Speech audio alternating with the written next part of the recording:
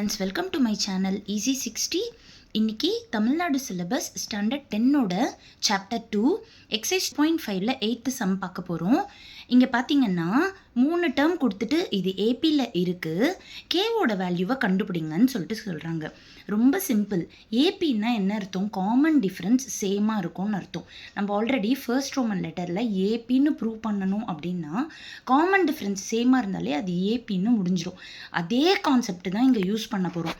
Since AB T2 minus T1 is equal to T3 minus T2. இது T1, இது T2, இது T3 அப்படின்னு name பண்ணிடுங்க. இப்போது இந்த இடத்துல அதோட வேல்யூஸ் எல்லாம் சப்ஸ்டியூட் பண்ணுங்கள். எப்போவுமே மைனஸ் இருந்தால் ப்ராக்கெட் போட்டு எழுதுங்க.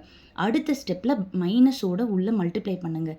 இங்கேயும் நான் உள்ளே மல்டிப்ளை பண்ணியிருக்கேன், இங்கேயும் நான் உள்ளே மல்டிப்ளை பண்ணியிருக்கேன். அதுக்கப்புறமா 18 minus 3 15 ஆகிடுச்சு, -k -2k ஆகிடுச்சு. இங்கே 5k + k வந்து 6k ஆகிடுச்சு, இது வந்து 17 ஆகிடுச்சு. கே எல்லாம் ஒரு பக்கம், நம்பர் எல்லாம் ஒரு பக்கம். கேவை கார்னர் பண்ணிட்டீங்கன்னா கேவோட வேல்யூ 4 அப்படின்னு கிடச்சிரும். ஸோ இதுதான் கேவோட வேல்யூ. Thank you children.